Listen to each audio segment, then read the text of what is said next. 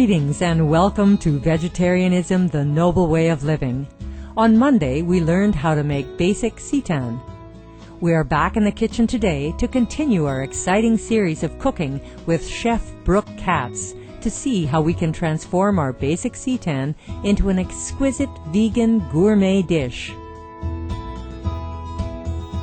Aside from authoring a number of vegan cookbooks, Mr. Katz has lectured and presented cooking demonstrations worldwide.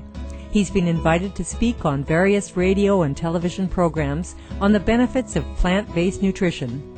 He has even prepared a vegan luau for the King of Tonga, in addition to cooking for celebrities and politicians. Chef Brooke Katz lives what he speaks and strives to be proof that you can turn your life around for the better simply by changing your diet. At the age of 30, with the guidance of vegan Dr. Michael Clapper, Mr. Katz embarked on lifestyle transition that included a delicious plant-based diet, exercise, sunshine, and herbs, which helped him shed 100 pounds and cured his health ailments. Since then, he has assisted thousands of other people in gaining better health. Hi, I'm Brooke Katz. I'm here with Supreme Master TV, showing you how to make delicious, wonderful foods and dishes from seitan. Now, we learned on an earlier episode how to make the basic seitan. Today, I'm going to show you how to make a dish that in the conventional world, they will refer to as veal scallopini. Now, I, of course, being vegan, would never use veal. So how do I make a dish like veal scallopini without having to use a veal calf? We turn to the seitan again. Now, the seitan is a wonderful, wonderful alternative to this. I'm going to cut this into cutlets. We've made the firm seitan here, and I'm going to make this about, half an inch thick cutlets here. And then we're going to bread these. Now, in order to make the breading for this, we're going to start out using a little bit of organic pastry flour. Any unbleached or pastry flour will be just fine. We put a little bit here in the bowl. And to this now, I'm going to add some nutritional yeast. Now, nutritional yeast is a wonderful product. This is something that is cultured on a molasses log. It's a certain strain of the yeast, and what they do is they freeze dry it, which inactivates the yeast. Most yeast that you use, the brewers or baking yeasts, these are living yeasts, and they create byproducts as you use them. We don't want to have anything to do with that. Now, the beautiful thing about this is because it's been cultured on these molasses logs, that it's wonderfully, wonderfully high in iron and in the B complex vitamins, and it's also got this beautiful taste to it. It's almost got like a nutty, almost cheesy kind of a taste. And I use this to make cheese sauces and different gravies and all kinds of different things. So I use it as a flavoring as well as a nutritional boost in cooking. I'm going to put a little bit of pepper in here and a little bit of salt, just enough to taste. And we'll mix it around again. We've got our pan getting nice and hot over here. Let's turn this fire down a little bit. Okay. We're going to add a little bit of olive oil here to our pot. Swish it around. And then we're going to take the seitan here and we're going to put it into our breading and just get it breaded really nice on both sides, and then just lay it into our pot.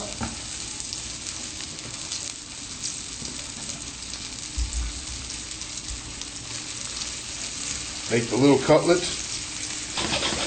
As you can see, we're browning these up absolutely beautifully. They brown up nicely. And as these brown up, we'll just take these out, we'll remove that, and then we're going to use the oil that's in there, and we're going to then add in our vegetables and then make a sauce right in that same beautiful, beautiful oil that's cooking up there. I'm going to grab an onion.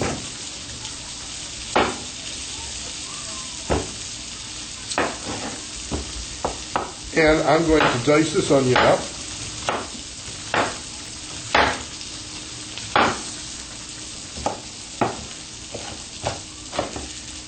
Okay. So, as we now remove our cutlets, and they're looking beautiful.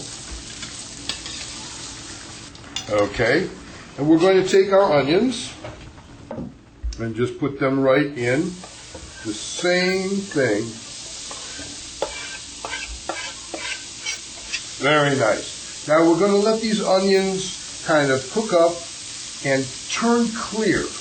As the onion cooks, the sugars are released, the onion clears, and the sugars will caramelize and make the onions even sweeter. Now, we're going to turn this into a sauce for the seitan veal cutlets. And what we're going to use is tomatoes, all kinds of tomatoes. I got organic tomatoes diced, I've got organic tomatoes whole, and we're just going to get our opener here, turning nice and cooked here. Now we're going to add diced tomato. And then we're going to open up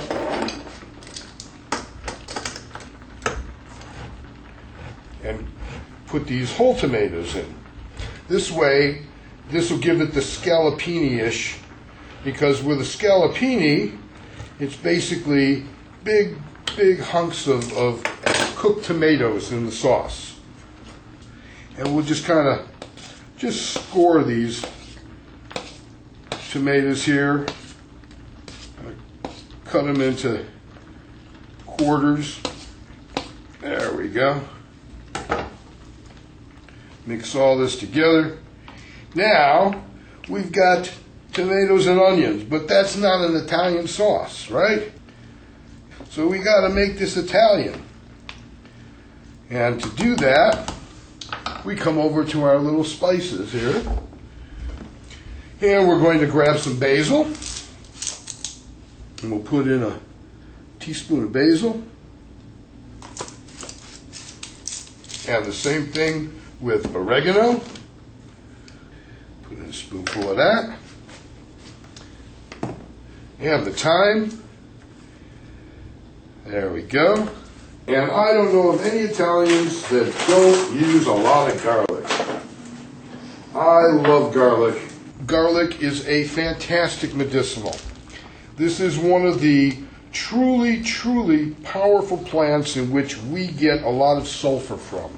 Back in the old days, before we had all these fancy medicines and antibiotics, sulfur was used as one of the main antibiotics for people at that time.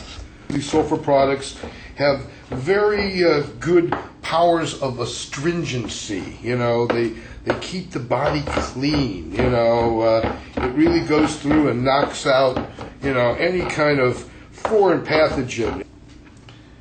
And we'll put that in there. Just chunk it around. Mix it all up in there.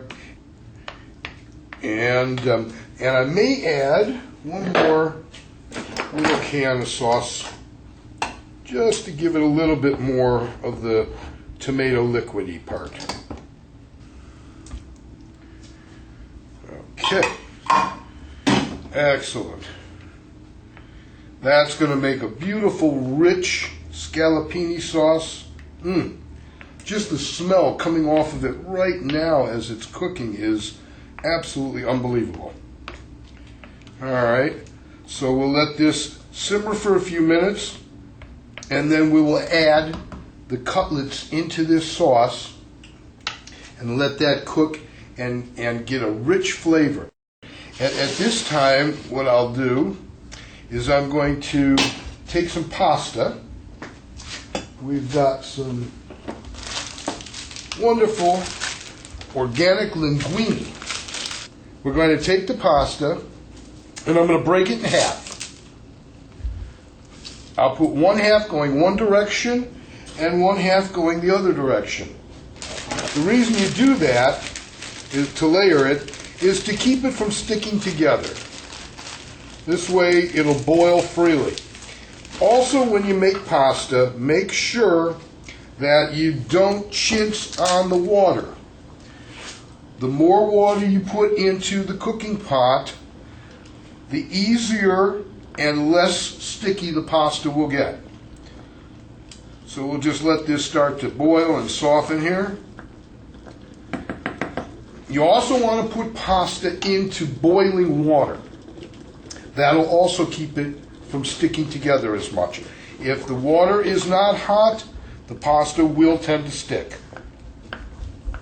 Again, we're talking about very healthy dishes here, believe it. Tomatoes are one of the few vegetables that actually give you more nutrition when they're cooked than when they're raw. With most of these other vegetables, you get the most nutrients when they're in the raw form because the vitamins have not been denatured by the heat, the enzymes are still alive and working, and it's much nicer nutrient-wise to eat your vegetables either raw or just lightly steamed or lightly cooked. But tomatoes are the exception. Tomatoes actually release the antioxidant qualities that they have when it's under heat. Now, the antioxidant comes from a pigmentation called lycopene. Anything that you'll eat that has a red color to it, the red comes from the pigment formed from the antioxidant lycopene. In green plants like broccoli, the same pigment would be lutein. And in carrots, it's the carotenes or the beta-carotenes. So all these different colorings, all these pigments in the fruits and vegetables are very healthy. They're very powerful antioxidants. And again, this is why I tell people to eat a rich variety of diverse colors. The more color you can put on your plate, the healthier the meal is. Okay, so now that we've got this really simmering nicely, we're going to add the seitan back to it. We'll come and we'll put our cutlets right into here and we'll just kind of submerge them just like they were little submarines. And we'll just bury them all down under there. Let that breading soak up all the flavor of all the wonderful tomato sauce that we're cooking here, this beautiful scallopini sauce. And secondly, we're going to let that soften the seitan, because the seitan will always soften under moist heat. And we're just going to allow this just to simmer now, thicken up on us. Now, I know a lot of you may want to add a few other things to the ingredient list. If you use wine, I'm not an advocate of alcohol itself, strictly because of the science behind it. When you consume alcohol as a recreational drink, you cannot help but to, kill brain cells and other cells, taste cells on your tongue, whatever. Basically, as a scientist, I don't advocate the use of alcohol. That being said, after a good hot days of work, I love a non-alcoholic beer. I just happen to love the taste of beer. I just don't like the alcohol in it. So there are a number of companies out there, by the way, that are making absolutely wonderful wines that are non-alcoholic as well. One of the companies that I use non-alcoholic wine is called Free, F-R-E. And they make a wonderful variety of non-alcoholic wines. So that way people like myself can have the taste, and be able to enjoy it without the alcohol. So this is really thickening up and cooking nicely. Our pasta is getting nice and soft. Now remember, when you're using a whole grain pasta, that you will have to cook it a couple minutes longer. I like my pastas al dente to begin with, which means a little bit on the firm side. So now we have our pasta that's been cooking. We have our scallopini that is wonderful, wonderful right now. I'm going to take the colander here, and we'll just pour our pasta right in there, and we'll put that onto our platter here.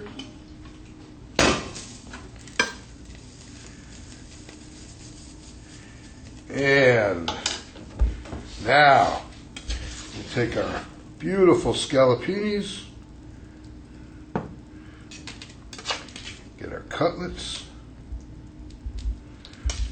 Oh, this smells so delicious. Oh, these beautiful, beautiful cutlets. One more. There we go.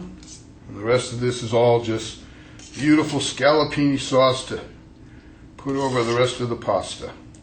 And we can take a little bit of the nutritional yeast, put it right on there as a little topping, a little bit of the fresh basil right here, just to give it a little color on top. And voila, there we have veal scallopini with no veal, using seitan. Healthy, beautiful, delicious, authentic, and didn't have to kill any cows in order to do it. And there we have it. Thank you very much. Enjoy, and as they say in Europe, bon appetit.